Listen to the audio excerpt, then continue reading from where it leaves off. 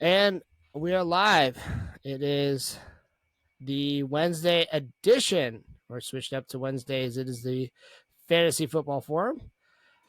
I again am joined by my wonderful co host, Grant, living a high life out on the West Coast, out by the yacht that he's got out there. Yes, Grant, how are you doing? exactly. Yeah.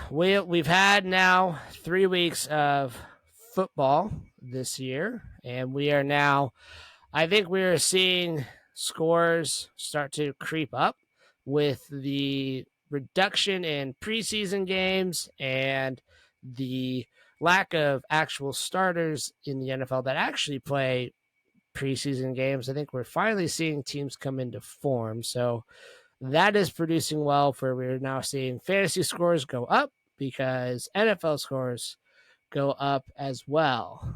We're going to go through our hmm typical show here where we will review, pick a game from last week, review what we saw as we look forward, and then we will look forward to a game coming up, and then we'll go through some waiver wire and some other news and notes. So, Grant, I think we can get started with the biggest story from last week, and Yeah. that is Taylor Swift went and visited Arrowhead. I think that's the biggest story from last week, right? That is the biggest story, yes. And so I think that is definitely the biggest off the field, on the field hybrid story of last week. But in terms of on the field, which you were kind of alluding to, was definitely the Dolphins Broncos game Oh for a yes. multitude of reasons. But yeah, I mean, I think the big thing, obviously us being a fantasy football podcast, this is a game we had to talk about because Yep. this is the third time since the merger and the first time since 1968 that a team has scored 70 points, which is a big deal. It's even hard for a lot of college teams against FCS opponents to put up that kind of numbers. And so, uh, in addition to the big stat, the score is obviously impressive, right? But sometimes it's like, okay, a team can score a lot and have defensive touchdowns or something. But with the Dolphins, they're the first team ever to have 350 passing yards and 350 rushing yards, which is a big stat because it wasn't just short, Broncos turned it over, punched the ball in situation. Like there were a couple of those, but there were long sustained drives. The Dolphins had 7 football fields worth of yardage that they they drove up and down the Broncos on. And so fantasy wise, I kind of wanted to dive into both sides, both teams to kind of talk about that, see what we want to do, how everyone's feeling about these players, and kind of talk about that a little bit. So I want to start with the Broncos. Okay. And everyone's down the Broncos start of the year, right?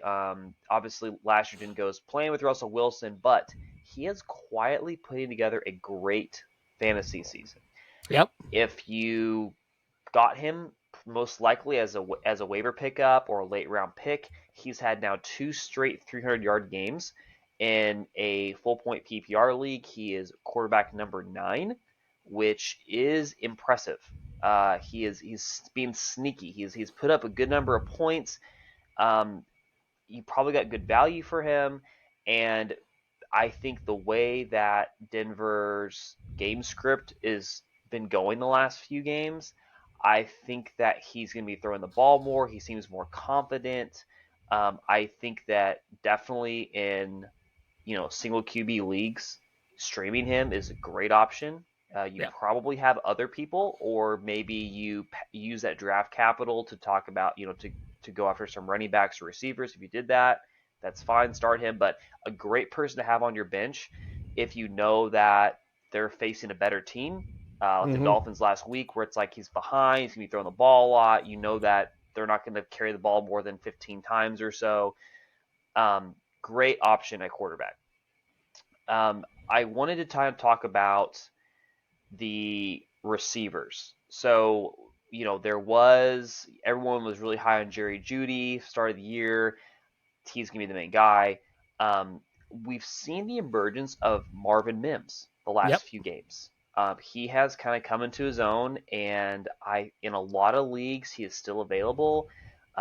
He is quietly becoming Russell Wilson's, I would say, favorite target because that's still Cortland Sutton, but becoming the deep threat, kind of like the Hollywood Brown with the Ravens a couple years ago. That is like this deep threat, kind of, you know, shot on dartboard kind of thing where you can plug him into a flex, get a long throw or a touchdown out of it, especially when the Broncos are behind, game script's favorable.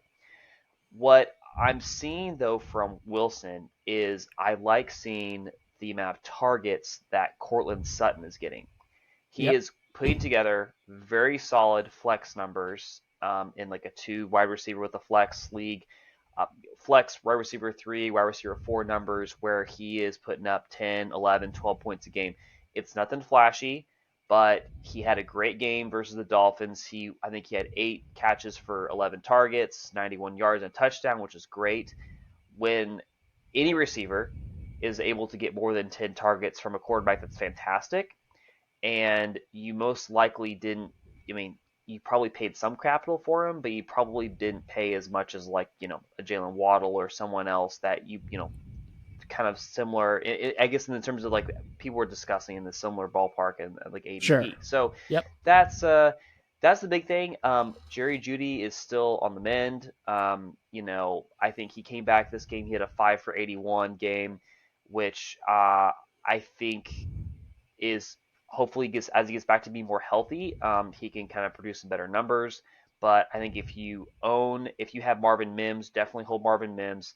If you got Cortland Sutton, plug and play in a flex. I think if you got Judy, I would personally probably wait another week to see how I think his ankle, I believe it is, it's injured. Like see how that plays out, see how if he can get a little more healthy.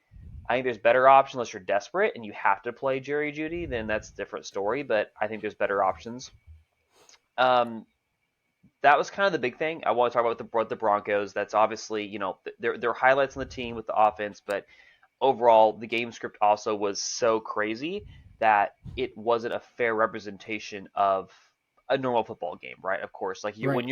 it's 35-13 at halftime. Like you're not running the ball more than 5 times the second half, which is what happened. And so that kind of leads me to talking about the other team, the Dolphins. So the Dolphins have become, the Chiefs of the, 18, 19, 20 years where if they were, had 2 legs and a heartbeat, you played them in fantasy. Dolphins players are trending that direction.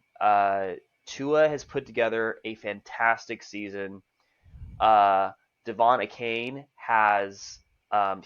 he is running back number 5 in a full point PPR league with not playing the first game, having 2 points the second game, and then his 49-point explosion or 51-point explosion he had in game 3. So just thinking about that for perspective is one performance, he's running back number 5, obviously not sustainable, but it shows you the explosiveness of that offense. And of course, Mostert has had a great 3 weeks. He is, consensus running back number 1 right now in total points scored. And then Tyreek Hill, of course, which is the number 1 wide receiver or number 2, depends upon how your league is set up with PPR or half PPR. So the team is stacked. I mean, I don't remember a time when the number 1 running back and number 1 receiver were on the same team, and then the backup running back is number 5, right? Like it's Right. crazy stuff. Um, and which you'll hit this in your preview for next week. But I mean, right now, it's with Dolphins players especially. I mean, the way their offense is, I mean, they're putting up numbers of historic proportions. And without kind of beating a dead horse that everybody is expecting, for me, the big thing I'm looking for is if you have Dolphins players, I think this is a good opportunity, especially right around now in the Bills game, to sell them high. If you need to diversify your team, you need to kind of make some moves. Um, I I think they did play some favorable teams. They have played both the Chargers and the Broncos, which looking at most websites that follow any kind of analytics with defenses have not been uh, good against defending quarterbacks. So both of those teams, like I think the Dolphins, yes, while they're very good offense, they have also played some teams the last 3 weeks that have made their stats better. So Waddle is coming back. He had a concussion last week, couldn't play. He's going to play this week, according to McDaniel's. So I think that it's up to you, right? Like if you have these players, if you have a Hill, if you have a Mostert and a Kane, obviously play them, start them if you want to. But if you have needs elsewhere, let's say you spend the capital on Tyreek Hill, right, and you need a combination of a quarterback or tight end or something, I think it's a good opportunity right now to sell high on them. Um, will you regret it long term? There is that possibility, but I think that just the way that the points have been spread out with this team, everything's going to level and normalize here in the next few weeks. They're playing some better teams. They've got the Bills next week, which you'll go into. But overall, like I really think that if you need help on your team, this is a good opportunity to sell some of these Dolphins players. So, anyways, that's kind of the gist of the game. Obviously, could beat the dead horse on starting Dolphins players, but basically, if they're draftable at this point, and I would start them, of course. So. Yeah, that's kind of the thing of the Dolphins right now is, right now they're super hot. I think they're going to have faced a game next week that'll be interesting for them, which you'll talk about. But yeah, it's right now if you got some Dolphins players, you have good assets on your team, and I would try to negotiate those to a trade or something else.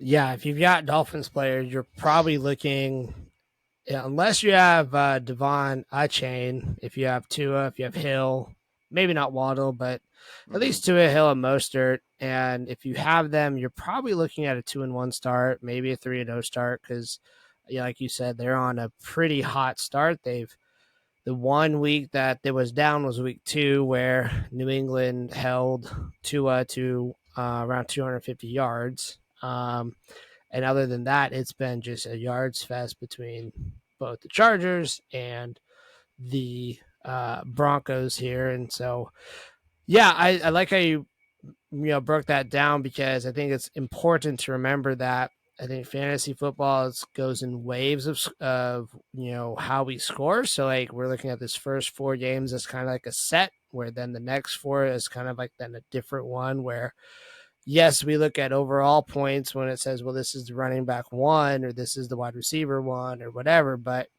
how those, weeks add up matters. And I think that matters more. And we don't talk about it enough when we draft players, of how do they actually do week by week, and not points per game, this player was this, because you're just taking a cumulative score and dividing that by 17 weeks. So I think that's a very good point of, yeah, and I'll hit on some Dolphins here coming up next week, because I think I'll probably be dampering a little bit on some of them. But yes, we'll definitely get to that. So kind of on the opposite end here, the game I wanted to review is Bengals and Rams. And if you drafted Bengals, we had high hopes for this team coming into the season. And similar to the last year, that they've been starting very historically slow again. They avoided going 0-3 by winning Monday night against the Rams. The Rams have been a more a better matchup than what we anticipated. There was some talk before the start of the season that the Rams could be potentially going for Caleb Williams in the draft and wanting to draft that high, but Matthew Stafford has been back to his old gunslinging self, even without Cooper Kupp.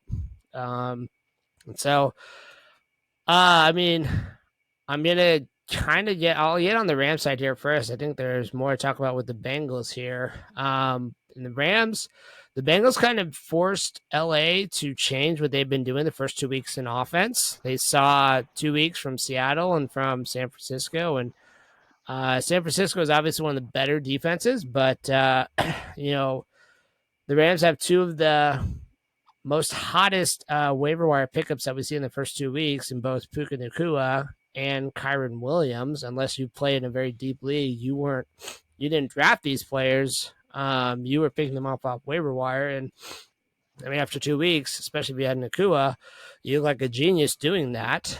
But Kyron Williams didn't really have the same run lanes he had before in this week. The Bengals did a really good job on defense by plugging those holes.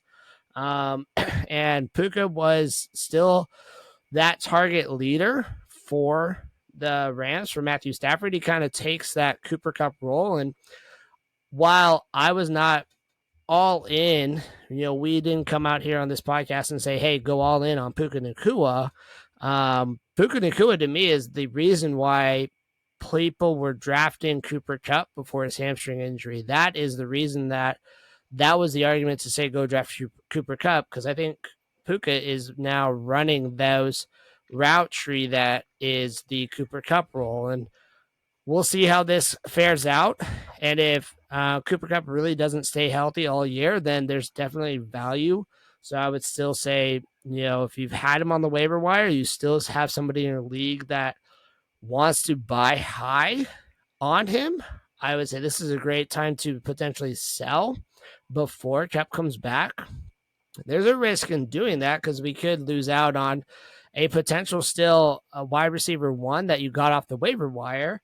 But the downside is he is then behind Cooper Kupp, and the Rams start to maybe get injuries or whatever may happen. It's a long football season. It's very difficult. I'm not discounting at all what Puka has done because he made history the first 2 weeks by his receptions, his targets. He broke records. So that's fantastic. But again, nobody saw that coming. So take it and say this is fantastic. And if you want to ride it out, ride it out. If you want to sell it, if somebody's willing to give you a fair price for it, I would definitely do that.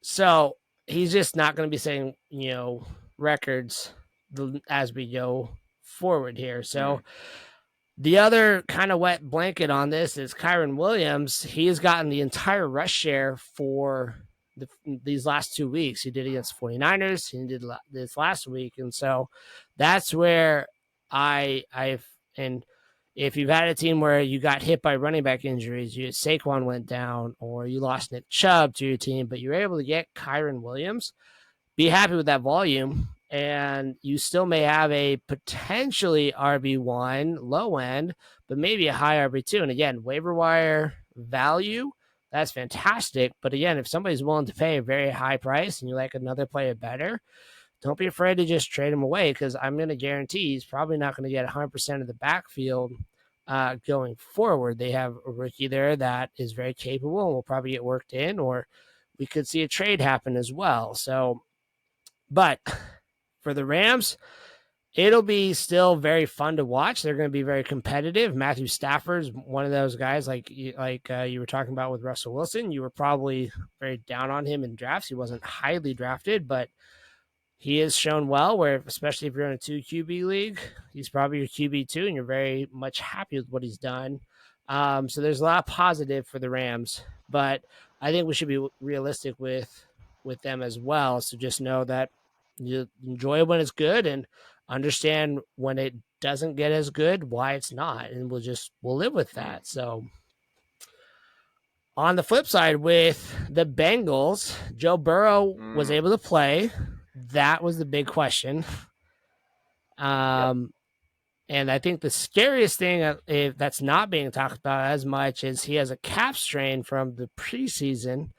And when it's a big calf strain, Aaron Rodgers had a calf strain. Now, I understand Joe Burrow's not as old as Aaron Rodgers, but that can lead to Achilles issues. So is there a bigger issue there that may come out later on? So I think that's the biggest fear with most fantasy managers with Burrow. I would say, with all that concerned, Monday night, the Bengals offense started to look better than it had been the first 2 weeks. So there are individual results that we like. Jamar Chase definitely got his through volume. The offense was not as deep down the field. They didn't take a lot of shots down the field. They kept things very close. Chase and Mixon were your two main Guys, Mixon's ran well the last couple weeks. Mixon's probably been the most solid starter for Cincinnati for fantasy wise. And I think until we know how Burrow's health is with his calf, this is probably how it's going to be with the Bengals. Is if you have Chase, if you have Higgins, those are two wide receivers. Chase obviously was drafted in first rounds, where you're hoping for the wide receiver one overall. Very high, lofty expectations for Jamar Chase. And T. Higgins was drafted maybe third or fourth round.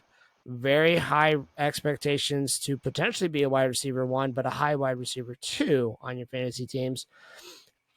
I think we're going to get one or the other each game until we know the status fully of what Joe Burrow's health with his leg is. The offense has to be different. It's more of a Mac Jones style offense where it's very short, very quick passes, not down the field. They'll take some shots down the field, but it's not going to push the envelope as far as big plays like we've seen in the past and this team is capable of.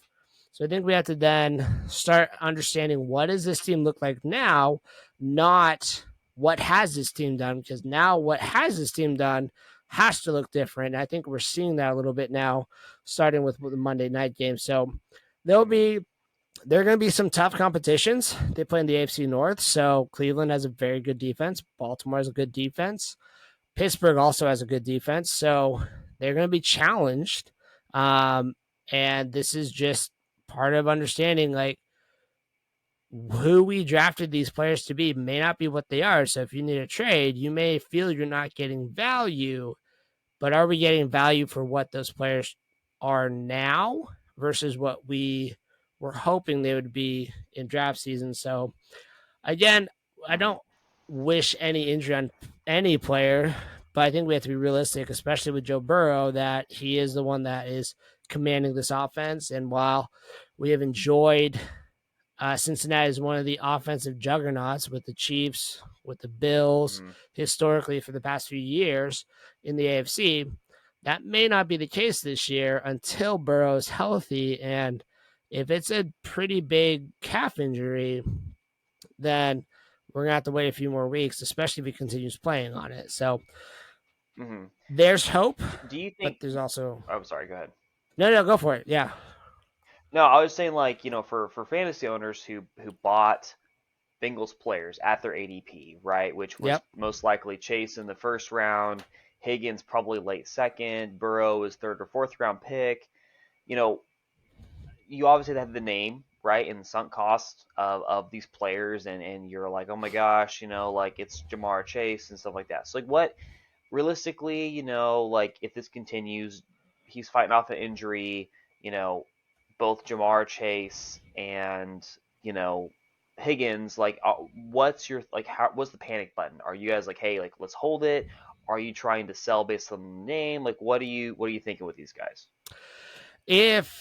I'll start with the wide receiver group. I think Mixon's the one where you're probably holding because he's the least affected by this. I think he's more affected by the offensive line is still not there. There's still some issues there. I think if I have Jamar Chase, I'm not fully panicked yet. And I say that because of what I saw Monday night. If he's running more of the slot, if they're not designing big plays for him, if he's getting targets other ways, the wide receiver one typically in a bad team will still get fed. And if Burrow does go down or they have to put him on IR, get him healed up for the rest of the season, wide receiver ones in that scenario typically are still the ones that will get targets because they're the first read. So I'm not hitting the panic button on Chase quite yet, although I understand it's close. If I'm getting a comparable asset for a trade in return, not necessarily Justin Jefferson, but if I'm getting a comparable tier level, a Diggs, maybe Amon-Ra St. Brown, something like that, I might consider it because there's a little more stability. And if somebody else is willing to take the risk, I might consider it then. If I have to go all the way down to Back end wide receiver 1, wide receiver 2. I'm not necessarily going to do that because I know still the value of Chase is still there. If I have T. Higgins, I'm more panicked now, and I might be more apt to say I'm going to sell the name and what this player can do on this offense to say what's the potential to try to get maybe I can swap somebody. Maybe there's a deal I can make where somebody's down on AJ Brown because he's been devalued that I could give T. Higgins plus a lower value to get AJ Brown. Personally, I don't like those trades. Um, that's my own personal opinion, though. I don't like I'll give you 2 5s for a 10, or I'll give you, I want to try to be close to what a player's value is. But again, we're now away from draft season, so a value is going to be ebbing and flowing a little bit here because of what is production. So, Good point. But yeah, I'm probably more apt to trade away Higgins, knowing his value probably takes a bigger hit, especially if Burrow ends up missing, which if you get out ahead of that, then you're better off to you might get a little bit higher value back, but no, you may have to then decrease some value. But if somebody's willing to take that, I would say yes. I would be more on the panic side if I have Higgins than if I have Chase. Awesome. Good. So, okay. Yeah, it's yeah. good. And it helps some of our, listeners who might be concerned about that and just understand, like, what do I do? Do I hold on to these guys? Do I get rid of them? And you start panicking a little bit. Yeah, and I think we are now 3 weeks in, and so we have 3 data points, like you mentioned with like the Broncos and Dolphins game, where Dolphins look like they're going to run away with everything here, and we get a few more data points, and that may not look quite as well. It may start to even out. Now we could start looking back and get more data points and say this is now a trend because we have seen this. 5 out of 6 games. There's a trend here, so we have to be willing to say where's the trend. The sooner we're willing to say I'm going to jump on this as it's a trend versus this is an anomaly, that's when we can get that edge. So we start looking for trends when it comes to stuff now. And to me, week 4 is when I can start looking and seeing where's the trends at. Till then, it's just a data point because it's 1 and then 2 and then 3. Now we can start seeing what trends are. So, Gotcha. All right. As a look ahead to week 4, do you want to start with your game or do you want me to start? Sure. I'll start with my game. So in the same vein as, I love the Broncos so much, right? As a Chiefs fan, I'm just apt to talk about the Broncos all the time. And so, last week, or what I talked about last week was high profile offense or a historic result. And here, I think this is trending to be the toilet game of the season, which has typically been given in the past to like a Jets Jacksonville or something, right? Where it's like, oh my gosh, the snooze fest on Thursday or something. You just, you basically are like, we'll do anything else rather than watch the game. Well, we have that on Sunday, which is the Broncos Bears game at 12 Central on Sunday.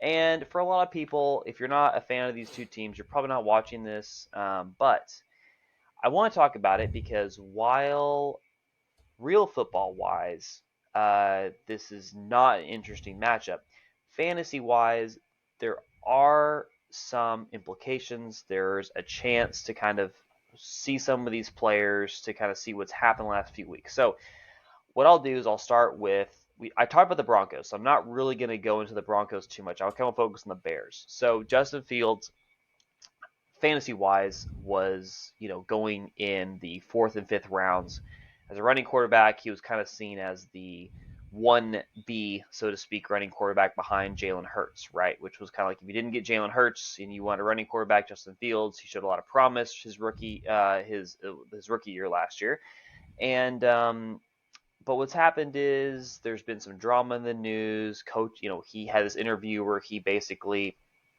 alluded to coaching being the problem for why he's not doing as well. And, he corrected that afterwards, but between that and some other things in the locker room that's kind of been dramatic, the Bears haven't done well this year. They're 0-3, got blown up by the Chiefs, and Justin Fields in 3 games has thrown for 526 yards in 3 games. Has more picks, interceptions. I think Tua So threw it's not that been a many great yards start. on Sunday. Yeah, you're right. Yeah, and so for Justin Fields, if you drafted him, you were panicking after week 2. Um, the Chiefs have a good defense, so you were not expecting anything crazy, but you were hoping for something with the game script being the way it was, and it didn't happen. So um, I think this is a big moment for Fields owners is looking at this game. The Broncos gave up obviously 70 points last Sunday, so looking at some different metrics for against against quarterbacks, right? The Broncos have given up the second most yards, um, passing yards to quarterbacks, which is helpful to understand Fields' situation of this is an ideal setting, right? They're playing at home, so you have there hopefully isn't as much crowd noise. He feels more comfortable, right? He has hopefully like this is the game to decide like okay, is he going to produce? This is if I'm a Fields owner, I've held on to him for 3 weeks. Hopefully, I benched him after week 2 to kind of see what was going on. I had another quarterback available. This is the game where if he doesn't put up a mediocre performance, if it's bad, if it's his 15 points or under, I think as a quarterback, um, I'm probably either perma benching him awkwardly or trying to trade him. Kind of what you mentioned, like the 2-5 or 2-7s equals a 10 scenario with your trades, or just dropping him altogether. I think this is a big deal. Yes, while maybe he's definitely a buy low. I think right now. Sure. I, yeah, and I think obviously if you want to get really like detailed with your strategy as a fantasy owner, you could try to trade for Fields because like his stock's really low. You could trade for him before this game. See if a spark happens the rest of their season. They're able to kind of get things together. But I think as a Fields owner, you have to get rid of the name and say, all right, this quarterback is giving me, 10, 12, 14 points a game. It's not going to cut it for me. I need more production. And so Right. to me, if I own him, I'm giving him one more game. If I really want to explore some deep rooted theories on how I view quarterbacks, and if you're a really big analytics guy and you see a sliver of hope with this guy, then yes, I'd agree with you. I think you could probably try to pick him up this week for cheap. Probably could get rid of like a bench player basically. I mean, he's dropped in most leagues, I think, or he's benched, right? So you could probably get him for super cheap. You can see what happens, right? Maybe they flip a switch and he's able to just generate some yardage. I don't think the Bears are going to be good this year, but it's just a matter of fantasy wise. You would think with them being behind, they would be able to kind of put together a game script that's helpful for Fields, but there's been a lot of things going on. So that's my situation with Fields. I think you hold on for one more game. If you're an owner and he doesn't do well against the Broncos, I think at that point you have to start just letting it go. Mentally be like, you know what, I have a 5th-round pick that just didn't hit, and it happens, and you got to move on. Going to the running game, I think you talked about this last week, but Yep. I see Roshan taking kind of filling more of the lead running back role. He carried the ball some versus the Chiefs. Justin Fields is still the team rushing leader. I think he's got 110 yards or so. But I think if Roshan is on the waiver wire and you're looking at some options, I think it's a good stash and hold for now. You're hopefully not starting Roshan if you have other options, hopefully, but if he's not on your bench or someone's not stashing him and he's available in your league, I would definitely try to pick him up. I think he's trending towards winning the starting job, like you've mentioned, and we talked about like in the preseason and even last year and a couple times this year is like, being behind Bijan at Texas, like the media coverage is not on him a lot. Still a Right. solid back. It was one of the best 1-2 punches in college football last year. I think he will get better. Um, if he's available for you, I just pick him up, hold him for a few more weeks. This game will be telling to see what happens if the Bears can keep it somewhat competitive, right? And I'm talking like, Right. 21-14, 21-17, and the Bears can actually run the ball on like design plays. It's not Fields running around for his life and actually have design plays. I'm hoping to see, I would love to see Roshan get between like 10 to 15 touches, see how effective he is in those games. I then think like hopefully the coaches are able to see that and kind of start shifting carries towards him. So that's the So, goal. yeah, Sorry, go real ahead. quick on that. So, Yeah. currently, after 3 weeks, Khalil Yep. Herbert has 85 snaps out of 173. So, he has almost a Mm-hmm. 50% snap share. Yep. Roshan has 72 to give you kind of this breakdown of what you're talking about because it is very close. So, he has a 41% snap share. In the red Mm. zone, it is close between a 12 snap share for Herbert, where that is a straight 50%. They've had 24 snaps in the red zone, but Mm-hmm. Roshan is at 9, so he is not far behind. The surprising number is on pass work, it is 44 to 43 on snap share. Mm-hmm. So Roshan has the 43. Um, yeah, if you look at this, it is starting, and I think we're like you just said, it's going to be telling this week how close it really is to Roshan Mm-hmm. potentially overtaking this job. It might be week 5, it might be week 6, but I think Roshan's going to be that one where if he's not Mm-hmm. on a team, he should be, and you can get production out of on bad teams. So anyway, Yes. that's all I had Yes. on Yeah. the backfield. Yeah. So No, no, thank you. Thank you for the analytics. That helps. That's very helpful. Thanks. Yeah, I think that you're right. I think that he has taken more of the snap share recently, last couple games. Obviously, rookies.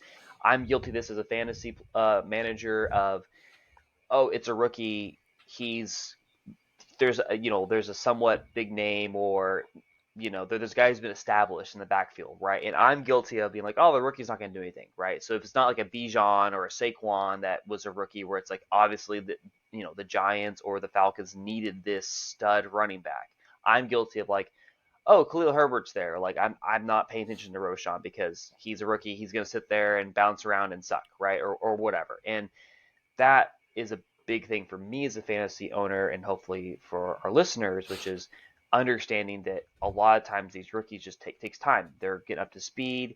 They are trying to understand the playbook and everything else that's part of just NFL life. And so this is kind of speaking to me more than anybody else, really.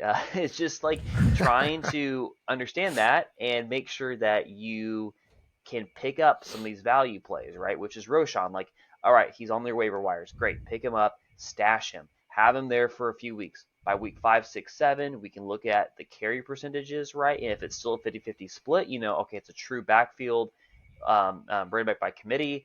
The Bears aren't good. Like, okay, great. Like maybe we stash him if Herbert gets hurt or something like that, right? But you know that going forward, right? And I think that's just a good value play. And for our fantasy listeners out there, is like, hey, Roshan, I think, has value. I think going forward, like he's going to be a bigger part of the offense.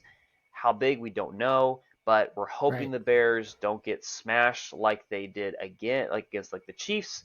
And if it's somewhat competitive, Fields is going to need some relief from the rushing game. So I think that it's a good value play. So anyways, that's kind of the summary. I'm not really hitting the Broncos too much. I talked about that last week, or sorry, I talked about that just a few minutes ago. I am expecting Wilson and Marvin Mims to have some bigger games, I think. The game script was not favorable, obviously, for the Dolphins, and I'm hoping that kind of the Broncos players I mentioned that I was like keeping, we talked about for the Dolphins game, like Wilson, Cortland Sutton, and Mims. I'm expecting some good game. I'm expecting some fairly productive, I'd say like high ceiling games, just because the Bears defense has not been good so far this season. So I would Right. expect there to be some games that would kind of test the ceilings of these players. And if, like you said, we're still not seeing the production we want, maybe with Mims, like you keep him in your flex spot, you're not really moving him to like wide receiver 2 spot. But for what we've seen from him so far, being this kind of like, kind of like a Hollywood Brown, like we mentioned, like this like long shot, kind of like, hey, he might score you 5 points, he might score you like 20 on like an 80-yard touchdown, right? Like you have that risk in your flex, and a lot of people love having that as like an option rather than like a safe 5-6 point floor person. Yeah, and Mims is the one that's definitely trending up. Mm, Where he's been down is his route participation has been very low, but he is getting targeted on those routes. So I think it was against Washington. He had like 5 routes, but he was targeted twice, and he turned that into 113 mm-hmm, yards and a score. And then he doubled his route participation against Miami, where he was out there for 26 routes. So it was more than double, but anyway. And he still had a very solid game on, again, a limited snap share. So I think Mims is that wide receiver where I would 100% agree where you've hopefully stashed him. mm-hmm, But the fear is he's not going to get the route participation yet, but he still might later on. I think Denver, like you just said in the breakdown that they had against Miami, it's not the offense that's the issue as much. Where Mims has a little bit better chance right now is he didn't fumble like Cortland Sutton fumbled. mm-hmm, So Cortland Sutton had some bad fumbles in that game. But Mims is that playmaker that on offense, it's not been a problem. The defense can't stop anybody. So if nothing else, maybe what you're hoping for against Chicago is there are two bad defenses playing, so the offense can just go bonanza. So I think that's mm-hmm. our hope is potentially that could happen where then if you need to start Mims on a flex where you want that upside, yeah, you walk into that game knowing, okay, his route participation has increased the last 2 weeks. Hopefully it continues that way because he's turning very few targets into a lot of production, which that does regress. He's not going to take every 2 targets and turn it into 100 yards and a score, but with more targets, it's more opportunity then. So yeah, I think there's a lot pointing up with Mims, and Mm-hmm. I mean, this is a good week to play Russell Wilson. I don't know who I'd rather play, whether it's Russell Wilson or Justin Fields, but that's then I guess a good problem to have if you have that problem. They're both very good options. Mm-hmm. But so on the flip side, and we're going to talk about Miami again. I'm not going to hit on Miami as much, just because you hit a lot of their points in the recap from the Broncos. What I would be saying, so Miami comes in and face a divisional rival with Buffalo, and right now Miami holds the division because they are undefeated. They're 3-0. Buffalo is 2-1. They've already faced the Jets and lost to the Jets in week 1. But the Bills are favored by 2.5 points this game. So that's telling us, Vegas is telling us that this AFC East still runs through Buffalo. I would still agree with that. While we have seen a lot of fireworks with Miami, and the game total shows that this should be a fireworks show again. It's a 53.5 point over under. So what I would say, if you have Miami players, still be excited. But understand that this is not the Denver team. This is also not the Charger team. Buffalo has, let's see it. We're down here.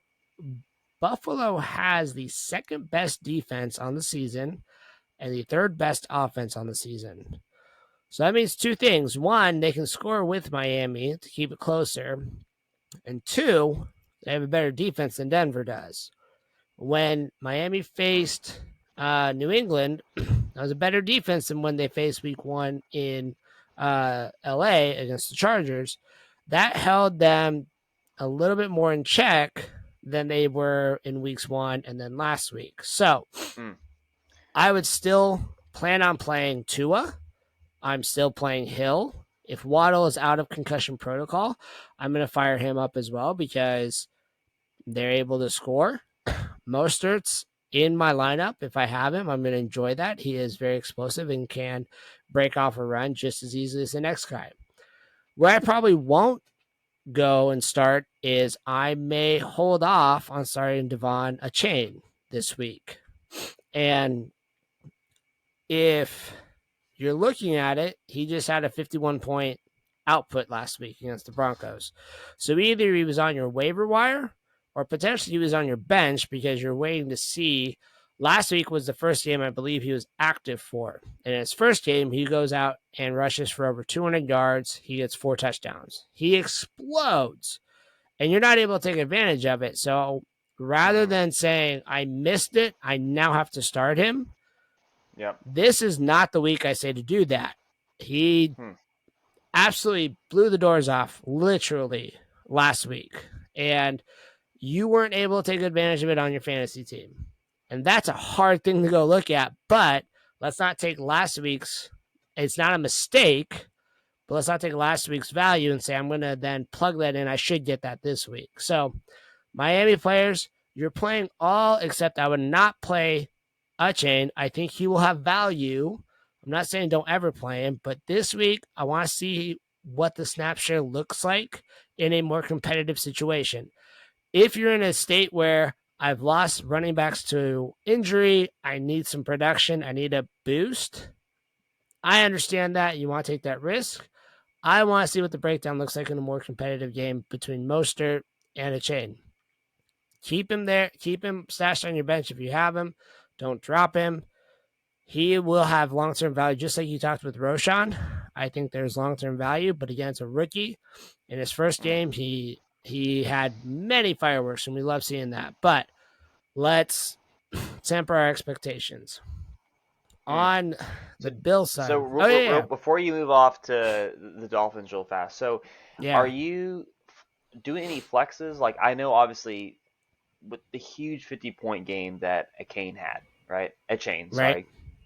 So I know you weren't very amped, like, just because, like, the breadcrumb effect, right? Like, he scored 50 points, like, right. Are you flexing him? Like, let's say, I don't know, you've got starters. You've got, like, an Eckler.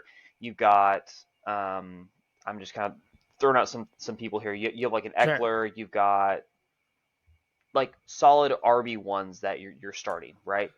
Yep.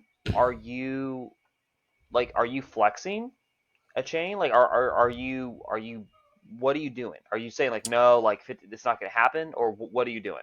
Like, let's say, like, Eckler Pollard combo, right? Like, what are you? You're not replacing one of those guys, right? But you would kick out a flex, or to play him, or no?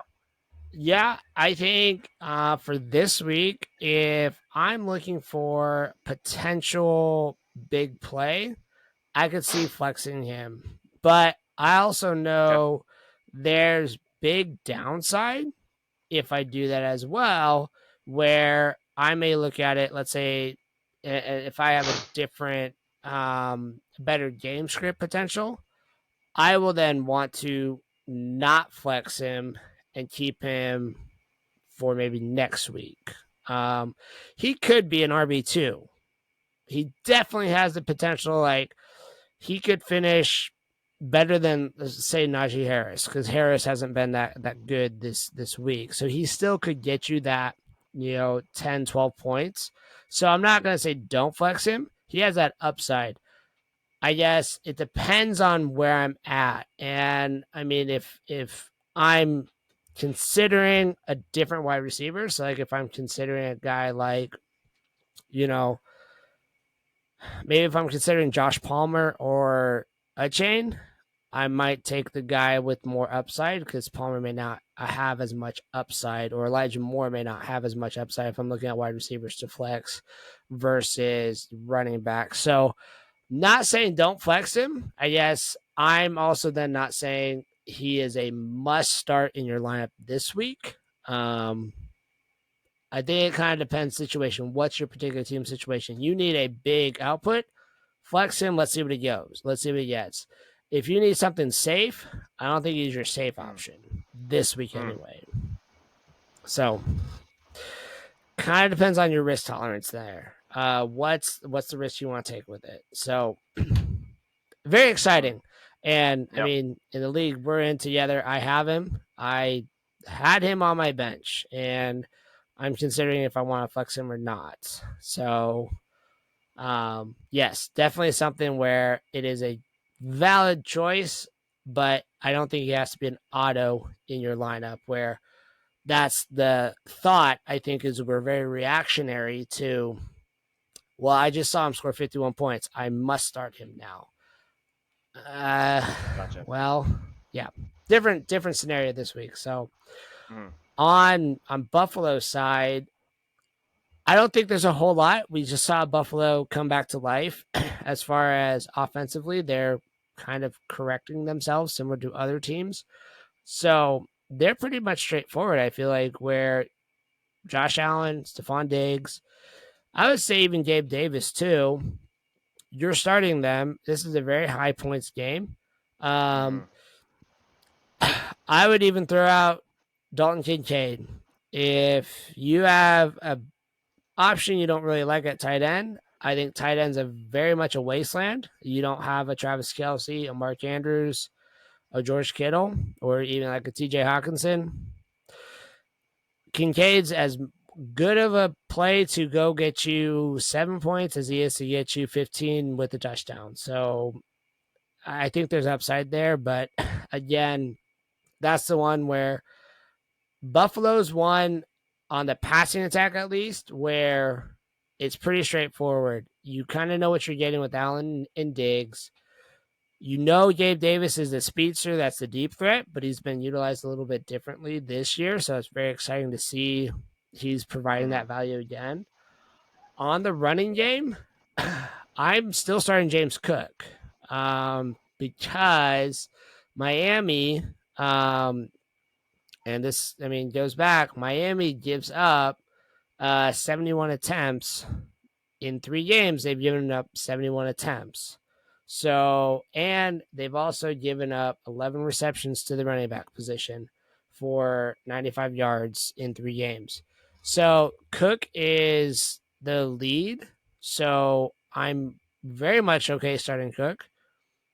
If you're desperate, and this is a very pure desperation off the waiver wire, I would play a chain over this person if I had the option, if I was faced with it. But if you're very, very, very, very desperate, Latavius Murray is the running back 2 in Buffalo. What you're hoping for is a touchdown. You're hoping that they get down the goal line and Murray's in, not Cook, and he gets you a touchdown. But that's a pure desperation play. So I wouldn't really try to bank on that. I think that has to be there is nobody else left, and Latavius Murray is just sitting out there. But it's viable, especially in a very high scoring potential there. So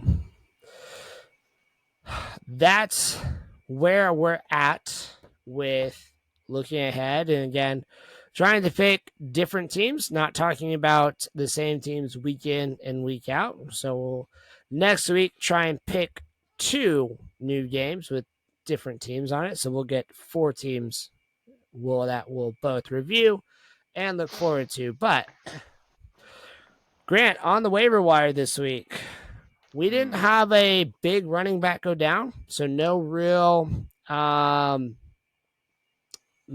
just target.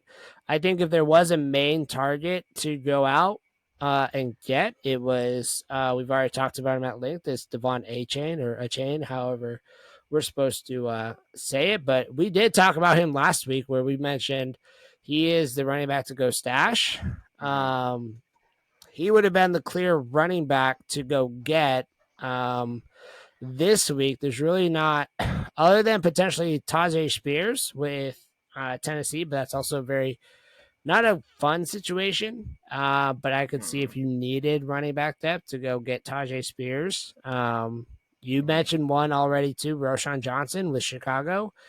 He is not broken up yet, but if you're going to go pick somebody up as far as running back, and that's not dependent on injury, you want to get them before they break out. So there is a little bit different on the wide receiver, though. We saw pretty big injury to a wide receiver this week. Yeah, we did. Mike Williams, the number 2 receiver for the Chargers, which has been one of the best offenses so far in the NFL, went down. Season-ending knee injury, and so that was kind of the big I guess downer from the Chargers win against the Vikings on Sunday. So the waiver wire was a buzz, right? It's kind of like there's two different schools of thought. You got Josh Palmer or Quentin Johnson are kind of the two receivers that are poised to kind of take that wide receiver 2 role. Herbert's been having a good year. And so, yeah, it's a I think this is the first like major receiver like being injured other than Cooper Kupp, which is kind of preseason. But Right. This is one where like in the middle of the season, like, all right, hey, my receiver room's not great. I need to kind of bolster a little bit, and a good opportunity for fantasy managers to grab one of these two guys. So I mean, with the two options, we have Palmer or Johnson. I'll let you kind of talk about Palmer and kind of what your thoughts are with him, and then I'll talk about Johnson. We can kind of close it out after that. Yeah, absolutely. So with Palmer, where I would say I'm going to grab Palmer. After Mike Williams went out, he was the wide receiver that was out there on all the snaps after the Mike Williams injury, and it's a very, very small sample size. So we don't want to take that for heart of that's how it's going to be. And I think Palmer is the receiver you go pick up. If you need wide receiver help now, you're going to go pick up Joshua Palmer. He is not the flashiest wide receiver. If I want flashy wide receivers, I want to stash guys like Marvin Mims. I want to stash other upside plays, but I also know if I need help now, it's a very good offense. Palmer has the ability to operate that Mike Williams role, a number 2 role.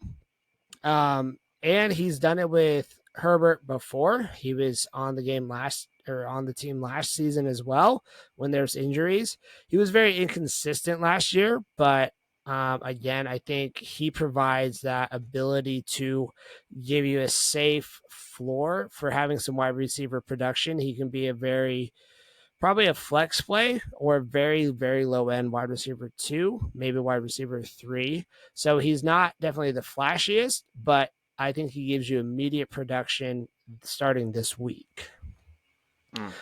Yeah. So I agree with Johnson, you. I think then. that yeah, and so I think you make good points with Josh Palmer. I think if you need the immediate need, and that's kind of like giving my counterpoint with Johnson. I think if you need immediate needs, Josh Palmer is the guy that you go get. It's like, hey, Sure. I need help. Like my team's falling apart. I'm 0-3. I'm 1-2. Like panicking, and you need spin a chunk of your fab, go after him, burn that priority pick that you have in your waivers. My case for Quentin Johnson is he's had roughly 25 to 30% snap share. Not great overall for a receiver. That's not something you want to see, especially with a rookie that they drafted highly in the real NFL draft. Not something you really want to see. But with the offense, like the Chargers, there is getting more opportunity, and I want to look at an individual like Puka with the Rams, who Cooper Kupp went down. Puka has inserted himself into Kupp's role, done well, right? Has the first rookie in NFL history to have consecutive 10-catch, 100-yard games to open his career, right? It's incredible. So not saying that Quentin Johnson's going to do that, but if you're feeling my situation for my team that I'm picking up Quentin Johnson, as I feel pretty good. I'm 2-1. I'm 3-0. I need some more depth, right? Mm, I've got some guys on my bench that I'm stashing, or I'm stashing two defenses because I'm alternating streaming defenses or whatever it is, or an extra kicker. I've got some upcoming bye weeks. What I would do is I pick up Quentin Johnson and hold him because I think that Herbert, is like where Josh Palmer was, right? I think right. Josh Palmer is going to get that wide receiver two role. Quentin Johnson is going to come up behind Josh Palmer and be part of the standard set. So I think the numbers that you're seeing with Johnson being this like 25 to 30% snap rate, it's going to go up way higher because he's going to be part of the standard offensive package of three wideouts, right? He's like the fourth guy right now. So like Keenan Allen needs a rest, or Mike Williams or Josh Palmer need a rest. He was coming in, or specially Right. designed plays that were like sweeps and things like that. So his snap share is going to go up quite a bit. I would get him. You're not panicking about your team. You can hold him for a while. You have the space on your bench to hold him. You feel good about your lineup. That's what I would do, and then kind of see how, again, how things shake out. The Chargers play. Oh They play gosh, who the they play Raiders this this week? week. So it's a They do very play the Raiders. favorable matchup this week. Yes, they play the Raiders. They have an off week, so I could see them running some stuff with Johnson against the Raiders, and then kind of readjusting over the bye week, get Eckler healthy. That will probably help sustain some longer drives. And I don't know immediately what Johnson's going to do, but I could see by week 7, 8, 9 him being a viable flex. So I think long term Johnson. I think short term immediate. I need a receiver now. I think you go Palmer. Yeah, and I can see that. I've not been the biggest proponent of Quentin Johnson, but I think to your point, there's Mm-hmm. a potential breakout where this is what we were looking at saying if it's going to happen, it's because a injury happened to it, whether it's Mike Williams, whether it's Keenan Allen, and we just saw that now do Mike Williams going out, and Johnson probably plays more than Mike Williams type of role as it is, not the Keenan Allen role. And so I think where you're probably not plugging and playing Quentin Johnson this week, but what you're looking Mm-hmm. at is what are the snap share, like you just said, what's the snap share he gets, what's the target share like, to know going into the bye week, how did that look, to know coming out of the bye week, does that start building up? Is that trending in the right direction? Similar to what we talked about with Marvin Mims. Mm-hmm. Are we looking for that positive sign that says that he's on the field more, he's getting the opportunities? So, yes, there's definitely that stash of will I get the opportunities later on the season that if I have somebody else go down on injury, but I now have somebody, an ascending young wide Mm-hmm. receiver on a good team that can backfill that role. So, Mm-hmm. one other pickup that could be that's not really being talked about, but it's Rashi Rice with Mm-hmm. Kansas City. And Kansas City, I think, has a new wide receiver one. I understand Travis Kelce is the target leader, but the wide receiver one, I think, is very quietly Rashi Rice. He was an inch away from scoring his second touchdown of his career already.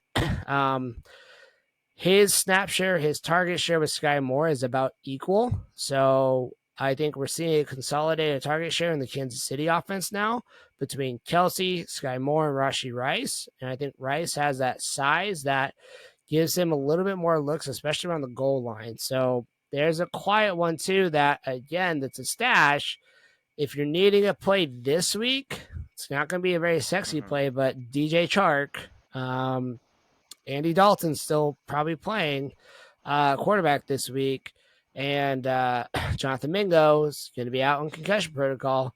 DJ Chark's going to be the guy if you need it. Again, you didn't get Josh Palmer. Somebody else snatched him.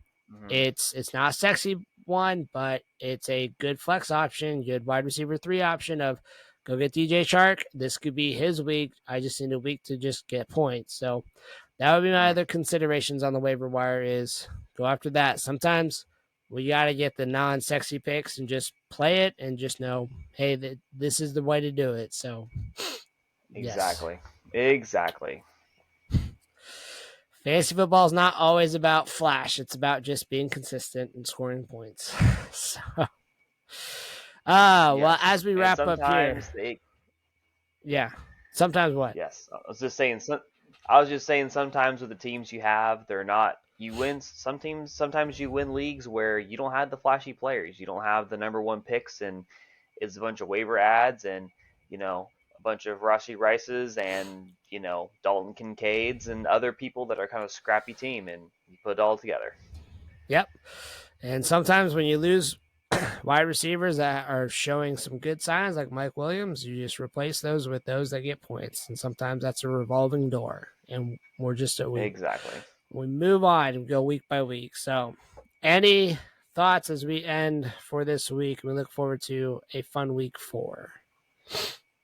Yeah, I think overall, like just fantasy wise, I think offenses have picked up. There have been a couple injuries, but overall, I think it's been a pretty good year so far. Hasn't been major injuries. I mean, there's been a few, right? Of course, but I think overall it's kind of stabilized. Offenses are starting to learn their playbooks better, so a little better than week 1, where it was a low scoring affair for a lot of people. So I think people are scoring points, and it's been a good fantasy year so far.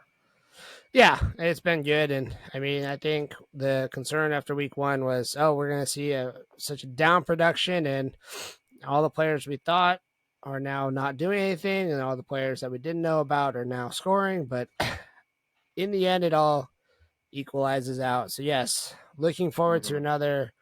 There are a lot of divisional games this week, so a lot of pandemonium where divisional games happen. Who knows what is going to happen, because that's when chaos happens. So definitely able to have a Hmm. lot of points. But yes, we will look forward to another week 4, and we will then close out week 3 in our reaction, and we'll see everybody next time. Mm.